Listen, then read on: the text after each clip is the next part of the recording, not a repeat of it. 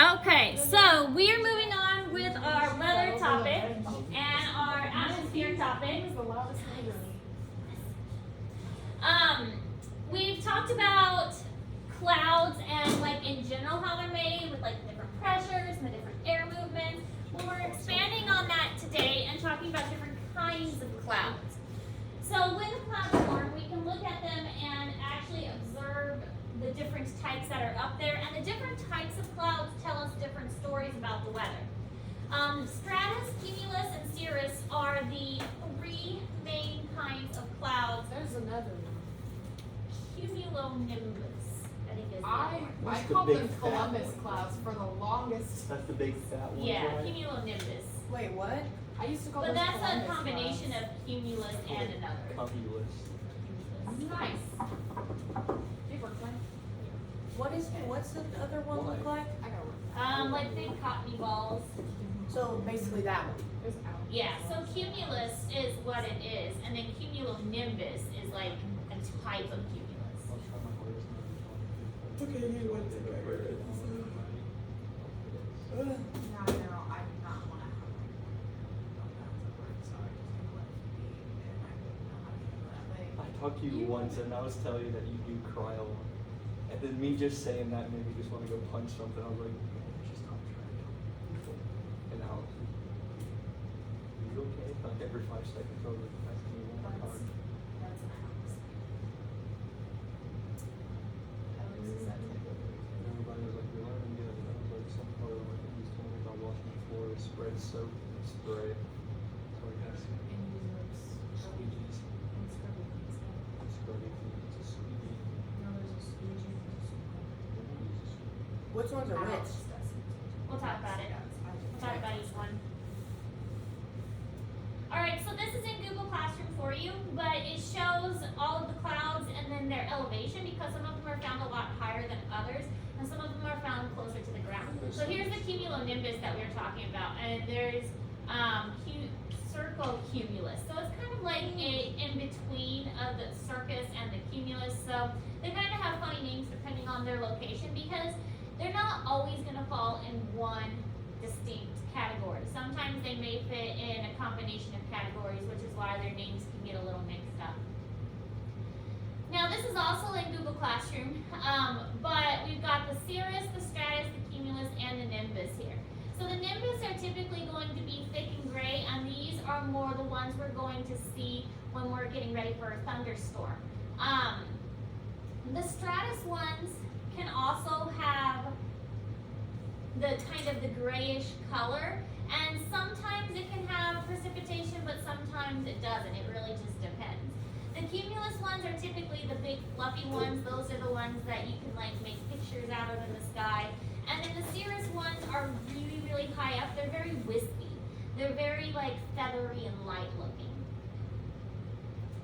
So fog in general is like a low cloud or a cloud that's laying close to the earth, and its base is very near the ground. So we get some fog that rolls off of the river, and we'll also have some lakes and things around here. So it's kind of fun, like if you drive along Logan's Lake in the morning, sometimes you can actually see the fog rising off of the water. Clouds and fog differ by the method and place of formation. So fog is more low to the ground, but it is basically made up of the same principles as clouds are. Basically a lot of moisture. Doesn't that bother us? Like, There was a lot of fog whenever I went to the Smoky Mountains in Texas. So do you live in town, serious? Yes, I do live in Greenville. I'm ready to move. Ready to It's move country. probably on my house, but it's kind of look like it's moving whatever. We live a couple blocks from the Missouri River, and so one time we have some woods in front of our house. It was kind of creepy. It was like creepy fog, like you hear about in those creepy stories, because it was like there was fog in the front and there was no fog in the back. And so you look out the front window and you can't see, and then you look out the back window and it's completely clear. And you could actually, and then all of a sudden we looked out the front window and the fog was gone. It was like one of those fogs you don't really want to touch because No, I don't like fog period, because when I was younger, I watched The Mist. And Oh, yeah. It got me terrified for life, the fog. Looking fog and I was like, it's like you don't, I mean, it makes it so difficult to see and you don't really know what you're looking for or what's in there. Alright, so most fog is formed by the movement of air over a cold surface. Fog can also form when enough water vapor is added to the air to bring about saturation. That's again why we're seeing it over bodies of water. Fog usually forms overnight, which is why we mostly see it in the mornings. When the air cools or fog forms over bodies of water when the cooler passes over the warmer water. Because remember that water holds heat better. So the water is going to be warmer than the atmosphere that surrounds it. So when that warmer water meets with the colder air, that's when the fog is going to form. And most of the time this does happen overnight because usually nighttime temperatures do drop. And then in the daytime as things warm up and the sun comes out, it's going to disperse this and make the temperature a little more even.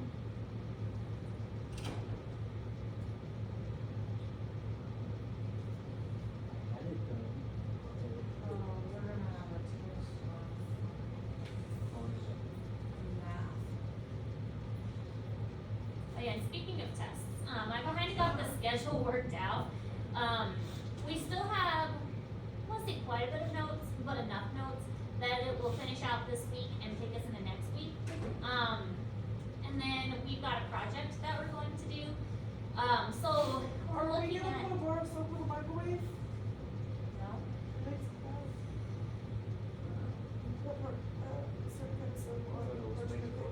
probably Ivory soap. Ivory soap is weird stuff. Yeah. We could probably try that. I'll look it up. Okay. I'm all about that. Well, it's made class. But let's not burn down the lab because then we get in trouble. But yeah, then we'll have a project that we're going to do, and then we'll have our final, which is going to be a presentation. What? So we'll have time to prepare for that.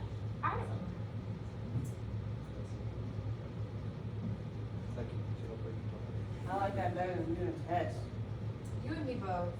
I have moved away from tests. I used to do tests as a final, but now I'm doing more presentations for finals. Justin, you want to see me bruise? Of course, it's over. I fell at work. Like really, ouch. How? It's nice and dark and black and green. You never had Yours purple is- bruise? I got Yours black is and broken green. blood vessels under the skin. Your Oh. blood is leaked out into your tissues. It's because my manager told me to run back inside after an order because it was only me hopping. And I fell on the ground Was it because he Mikey? did the floors. It was Jerry. I need some gum. Tom and Jerry. I don't know how to feel about that dude. Alright, So so let's watch this short video about cloud formation.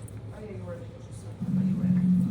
Was he at no, because he wouldn't let me leave until I waited. This is kind of neat because you can see the clouds coming off the water. So this is a whole like fog bank that's rolling in. Oh, I thought that was a waterfall. No, it's a fog bank that's forming over the water and kind of coming into the coast. They're not gonna be able to see if they don't get out of there.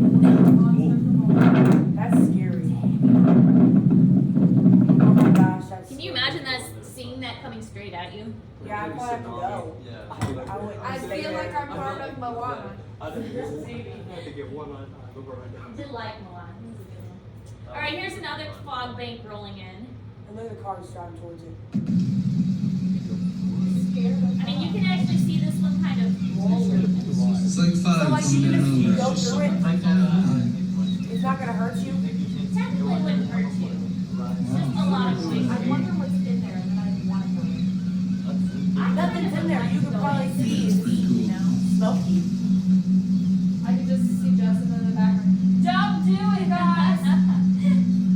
I kind of want to Yeah, go like, in. with my microphone, be like, don't do it. I think it's kind of neat though that there's such a Don't want to distinction. go get you. Because I mean, technically it won't hurt you, but I feel like if He it drove feels through it with different, his windows down. and it He's would, like, like you'd be able to breathe differently, and I don't know. See, I wouldn't know how to feel about that, I feel like I wouldn't go in it. I think I would. he I think drove I out of it with his window open. He was just chilling. That's sick. That dude. So you know how to safely drive in fog, right? Just drive. Lights. If you have Swerve. fog lights, but, you should not use your high beams because your high beams reflect off of the light, so you should use your regular lights. I Cause it's like tempting to try and like, okay, I can't see, so let's put the high beams on so we can see better, but it actually just reflects back at What is you. a high beam?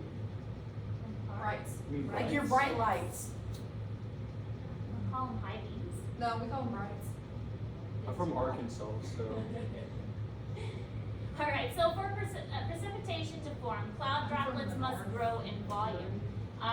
So if we want snow or rain or any kind of, when the weather forecast says precipitation, they mean any kind of moisture that falls from the skies. It could be in the form of sleet, it could be in the form of rain or snow. All of that falls under precipitation.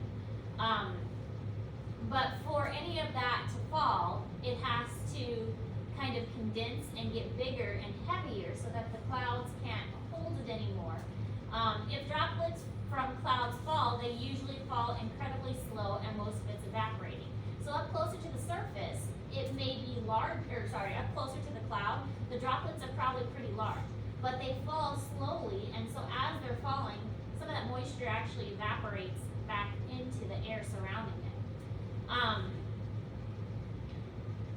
The unsaturated air below will eventually, it depends on if it's warm or cold. So see, we get, in this picture, we've got a, cold air up here, and then this warm air here. So if it's cold really high up, then most of it is going to fall as snow. But if it hits the warmer air on the way down, then that'll turn it into rain, because the crystals won't stay as snow crystals, it'll turn into rain. But if it, doesn't hit that warm air, then you could have entirely snow, or you could have like a hail and sleet mixture, freezing rain or something like that. That sounds good. Apple juice? I thought you said packages. I'm like, I love getting packages, it's why my Amazon is too much, but apple juice is good too. Oh, I'm gonna hate getting packages because none of it's for me. It's all Christmas presents. It is mostly Christmas presents for the kids. So I don't even like getting my Amazon packages. It's not for me. I got two things coming just for you. Me? Yeah. Aw. How nice. I have not. She didn't get me anything, so. It's only tomorrow's December 1st. Leave me There's alone. there's plenty of time. Yeah, I plenty did of all time my to shopping forget me. early. I have the only person I've gotten a present for was Alex, and that was his own pen, so he'd stop stealing mine. Is that what, Colton had around Walmart? Yes. What's it? Was a package of pens, the same pens that he steals from me, the same 2 pens that he has to give me Oh, so back. that's what you gave me. Alright, so the type of Just leave it precipitation that at that. reaches Earth's surface Wrap it up depends in on the one time, temperature sorry. and the lowest few kilometers of the atmosphere. So it can be really cold up high, but if it's really warm close to the surface, then it doesn't matter. It could be snowing up high, but if it's not cold at the surface, then that snow is gonna turn into rain or sleet or something like that. Even on a hot summer day, there may be a snowstorm high above that turns into rain closer to the surface. So that's kind of interesting to think about. Have you guys ever like looked off into the distance and seen the rain, like the gray kind of sheets coming No, I down? can smell it though. Smell like it's cold. Rain smells good. But sometimes you can look off in the distance and you can see a big cloud and then the sheets of rain kind of coming down. In that case, it's usually hotter near the surface and everything is going to be in the form of So this is kind of a play on words, but one of my friends, her name's Phoenix, she's from Arizona, and I'm like, we were standing outside, and I'm like, yeah, I can smell the rain, it's about to rain. She's like, what do you mean it's about to rain? You can smell that? Well, if you're in Arizona, you're not used to it, and She's But in that case- she's literally named Phoenix. that's funny. Yeah, she's born in Arizona. I would think though that people in Arizona would be able to smell it better because they're not used to it. Like, so No, it's, they can smoke dry. it's so rare that they smell better. I don't know. I know a kid that lives in Arizona. Okay, so here's kind of how the process works. We've got the big clouds and then the moisture. The moisture is going to condense and then eventually it is going to fall out. But again, that's not gonna matter if the, it depends on where the cloud is located. If it's really high up, then it's going to evaporate. If it's warmer closer to the surface, then it's probably gonna hit as rain. If it's colder, closer to the surface of the again showing how that's gonna work. We looked at this picture on the other slide, but this is it kind of blown up. So a lot of it is gonna start as snow because it has colder air. Remember we talked about altitude and how the higher you go up, the colder it's gonna be. And then we have this warmer air here, and so we're gonna get sleet if there's just a little bit of warm air. We're gonna get freezing rain if there's a little bit more warm air, but there's still cold air close to the surface. And then we'll get just regular rain if it's really warm next to the So surface. you're telling me it snows practically all year? Wow.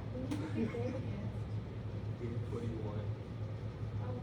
Alright, so this video is going to talk about the process of snowflake formation. Each snowflake is unique, like a beautiful, singular. You had to stop yourself from saying snowflake, didn't you? It is literally the only thing that is ever described that way. Right?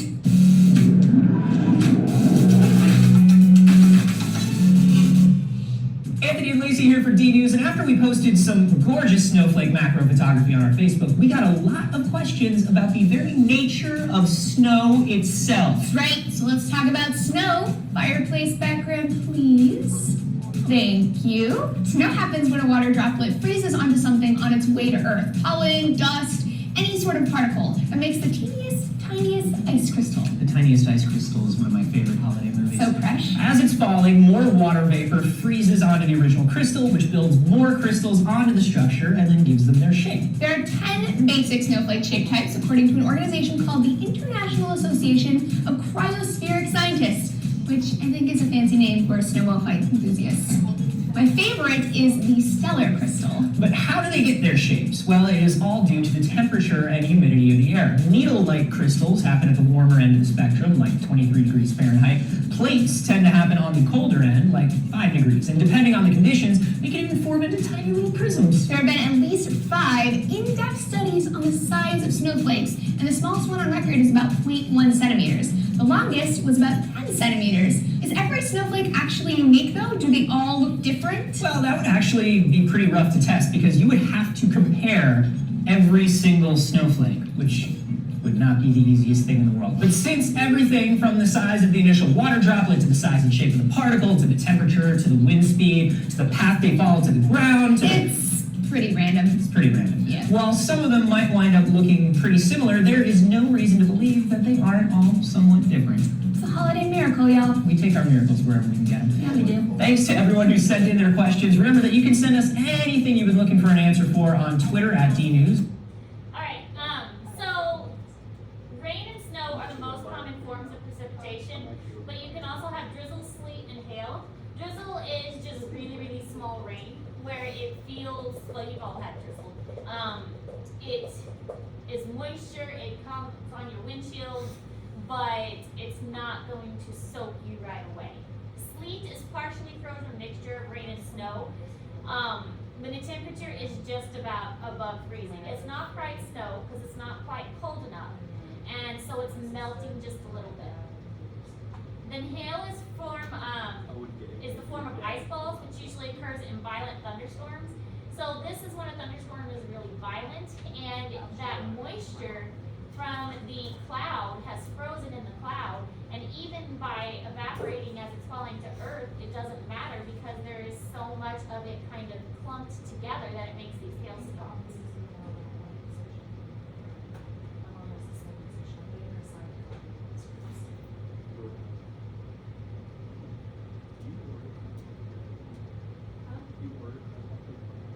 I wouldn't trust that. Yeah. I would not. She goes on the black one. She orders 4 eggs. I think the only thing that I ordered off the web that's not school related is I have. I'm buying a tattoo gun. Sounds like fun. Dad fully supports it. My dad wouldn't let me get one, but I need to get my next tattoo. Tattoos do you have? I'm getting my first tattoo on my birthday, which is next month. And I designed the tattoo myself. I designed mine. I have nothing against tattoos, I just never really had anything I wanted to put on. have one on my ankle, I have one on my Do you go to Columbia?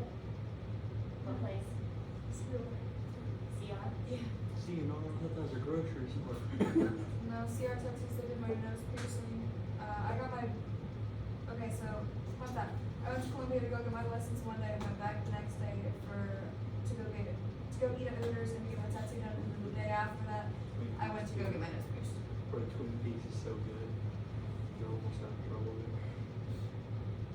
It was my birthday, and you know how they have the rat, there was a crab on the rat. I didn't know what she meant. But, I didn't get my I have nose a picture of me trying. Yeah, I'll cry. Chloe, did you get all that? And then she's like, Yeah. how old are you? I was like, I just turned 16. She goes, you're like 24. I was like, All right, so here we can see precipitation, the average cloud droplet, and then here's an average rain droplet. So you can see that as the rain gets bigger, basically the water kind of clumps together. Water does that. Water likes to kind of clump together. It's part of their chemistry. It's called hydrogen bonding. We're not going to get into that, but water does clump together. You probably noticed that when you've seen water going down your windshield. It starts to go down, and then the other water droplets all kind of join together with it. That's basically what's happening in the cloud. Is you start with these tiny droplets, and then they all start to clump together until they get so big that they do eventually fall to the earth. All right, so the key points, we talked about the stratus, cumulus, and cirrus clouds. We need to be able to identify the clouds and describe what type of weather they indicate. Understand the basics of precipitation, rain, snow, sleet, hail, fog, etc., and how they form. All of this is going to come in handy for our assignment that we're going to start and introduce tomorrow. Today's assignment is to finish up that cloud argument writing that we started last week. We didn't get too far into it because we had done the greenhouse lab instead. So finish up that cloud argument assignment that is due on Friday, and then we'll get an additional assignment tomorrow. I didn't grade the bell work from last week because it was just 2 days, but I did grade the greenhouse assignment. Chloe, since you were gone for part of that, I took that into account. So. Questions? Okay. We are getting to the end of the semester, so make sure you're checking your grades and getting everything turned in. I do accept late work, so finish up any of those late assignments you may have so that we can get those grades up before the end of the semester.